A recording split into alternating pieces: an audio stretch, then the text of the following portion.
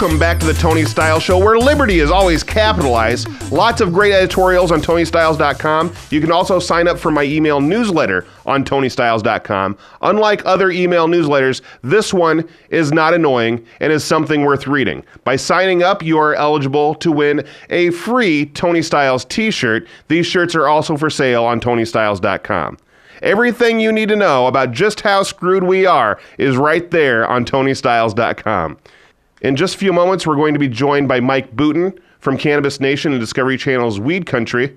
He is considered one of the foremost advocates for proper education when it comes to marijuana use. Mike Boutin and his wife Tawny run a medical marijuana collective in the heart of the Emerald Triangle. For those of you who don't know, the Emerald Triangle is in Northern California and is responsible for growing the biggest portion of outdoor-grown medicinal marijuana in the United States. Now, after hearing from Danny Panzella before we went to break, I can't believe how stupid we are as a society. I personally don't smoke marijuana or do any other illegal substance. However, marijuana being illegal is insanity. It's pure insanity. Some of you on the far right argue that this is a Christian nation and we are founded by Christian people. But you know what? George Washington grew marijuana. Thomas Jefferson smoked it for his headaches. It's less dangerous than alcohol. It's non-addictive. It's not dangerous. It's less dangerous than tobacco. There's a stigma attached to marijuana due to poor education and misinformation out there. This is a fact. Most people have bought into the government propaganda. You should not buy into this. You should not. Do you know why marijuana is illegal? It's because of the government. It's because of the government. That's all it is. Special interest groups looking to do away with the competition. You've been duped. Big government wins again, and we all suffer. This is what happens. In 1935, the world had a new machine called a decorticator. This machine made it easier to produce hemp into usable products like paper and clothes. Now, hemp-based products were and are better quality products. They became harder to make after 1863 because slavery ended and it was the slaves producing these products. Then comes along some rich, big government-loving Democrat asshat named William Randolph Hearst, who owned the largest newspaper and magazine chain known to man, and invented what they called yellow journalism, which would now be called fabricated stories or propaganda. Now, he saw his substantial timber industry was being threatened by the new machine, which would make hemp paper more popular than paper produced from timber. This was a big problem for him.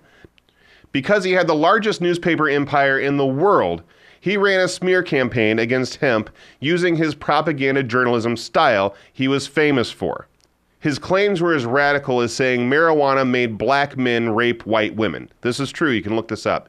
He even coined the slang term marijuana. Now, marijuana was a wild-growing tobacco in Mexico. It had nothing to do with hemp. Prior to having the largest newspaper distribution in the world, William Randolph Hearst was a member of the House of Representatives. He was also former mayor of New York City and at one time even governor of the state of New York. He had incredible political influence. So, when he went out to make sure that his special interests in paper were met, you bet your ass he had the backing to make it happen. He gained favor from the public through his trash publications and had the politicians in his pocket to execute it. This is all true. You can look it up, I promise you. This is the stuff they don't teach you in schools, and that's why I'm telling you, you deserve to know this. Now, for those of you who still think it should be illegal and think America should stand some kind of moral high ground because our forefathers would want us to, I have something to say. Did you know the Declaration of Independence was written on hemp paper? Think about that. Now, we have a surprise for you. On the phone with me right now is Nick the Grower. You may know Nick from our show out in Omaha. He was on the first show and our last show in Omaha, and now he's here on the syndicated program. Nick the Grower, how do you do today? Hey, how you doing, Tony? I'm doing all right. Any day above ground's a good day, brother. I wanted to know, Mike Boutin's coming up, and he lives in the Emerald Triangle. In the Emerald Triangle, they have a lot of outdoor-grown weed, and you are more known for the indoor type. I may be ignorant, but what's the difference? What it really boils down to is just consistency in some ways. With indoor, you have a lot more control over the environment, control over how much sun the plant's actually getting at what level, how much nutrient it's getting at what times. Everything is a lot more controlled, so you end up with a much more quality product 9 times out of 10. So is this much different than wine, for example? Because I know when you grow wine, it's generally not something you do inside. You grow it outside in the hills, and you get some of that flavor from the dirt and, the different things that have happened in that season. Doesn't that bode well for outdoor marijuana, or is this just a completely different beast? It's a completely different beast because during a growth cycle, if you have a couple of cloudy days in a row, or if you have an extremely rainy week, you can lose an entire crop. Weird. Okay, well that makes sense because it's a little more sensitive of a plant. Is that why? Oh, totally. Much more sensitive of a plant. See, I know nothing about this. This is why I'm asking. And I'm sure there's plenty of other people. I know there's a lot of people listening in Mohawk Nation that know a whole lot about this. So just bear with me a little bit. I'm learning a little bit. I'm not somebody that smokes marijuana, so I haven't done that in years.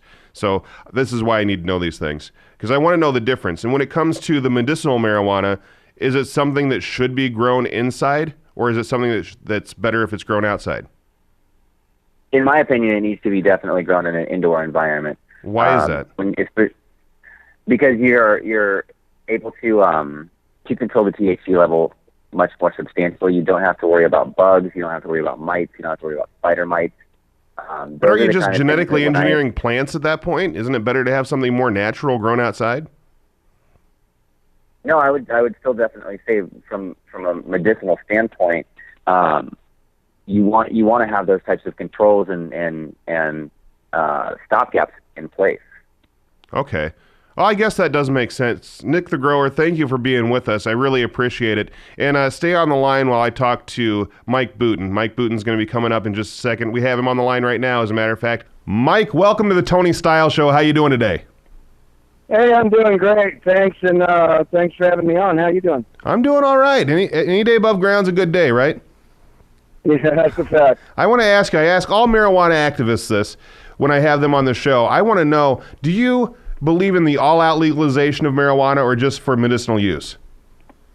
Oh, no. I'm absolutely for the 100% legalization of marijuana for all adult use, and maybe not even for the reasons that some people would think. All right, can go deeper into that a little bit. What are some of the reasons that some people would think? For me, I'll tell you what I think. For me, I'm not somebody that smokes weed. Smokes the reefer or whatever the kids are calling it these days.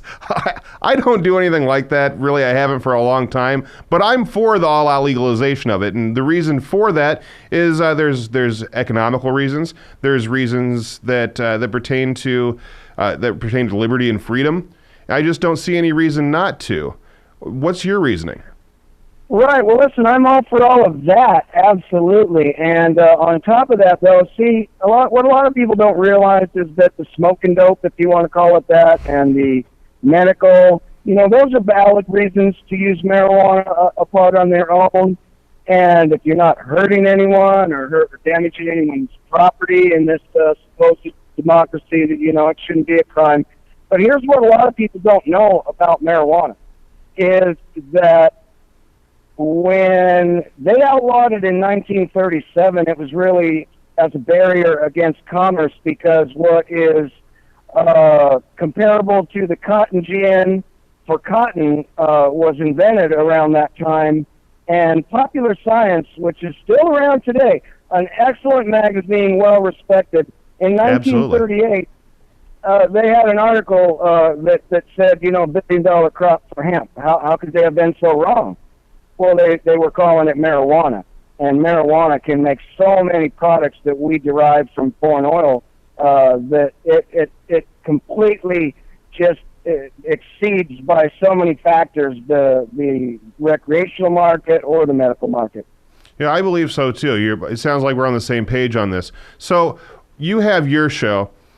And I've heard some clips and everything from it. I haven't heard a full show yet, but I've played around a little bit and heard you in the past.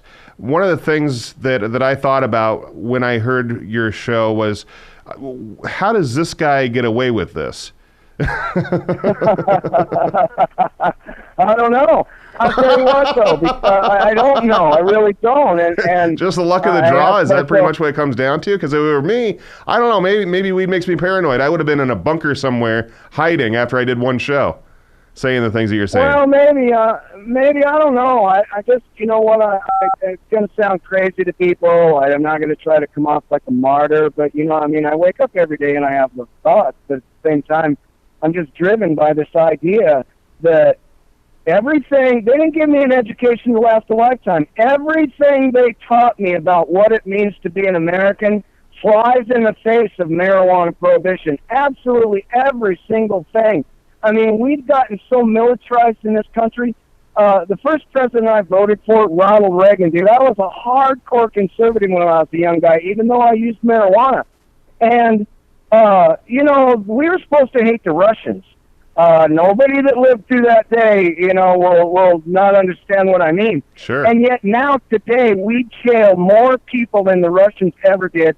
We, per capita, jail more people. We're the king of jailing people for non-crimes in the U.S. Oh, yeah, absolutely. And it's crazy. It's all on the back of marijuana prohibition, which, in my opinion, again, is just a barrier to commerce to keep us buying synthetic products made from chemicals that are derived from oil. I'm with you 100%. One last question before we have to take off. I want to know, just for my own personal reasons, I like to predict things, and people know that about me. When do you predict this prohibition is going to end? Oh, my word, I really can't say. I would love to say it's going to be soon, but what I'm afraid is that we're going to trade victims. We're going to trade victims because we're not going to recognize and agree. Nixon's own Schaefer Commission said that marijuana was not the social problem it was made out to be. They said it wasn't dangerous. They recommended a way better approach. Nixon told them to shove it up their ass, and embarrassed all of them, well-respected people from both sides of the aisle. And I just don't see any other argument other than it's just wrong morally. It's wrong as what we consider an American ideal. It's wrong from a freedom. Well, how about just a timeline? Could you view. say, like, within the next 10 years, would you think? Oh, I would, yeah, maybe we can argue it out by then, but I'm just afraid that we're going to parse these different uses and we're going to make some people criminals, other people not, and it's all just, you know. Yeah, there's a way around that, and I have a pretty good plan on that I'm going to share with everybody towards the end of the show.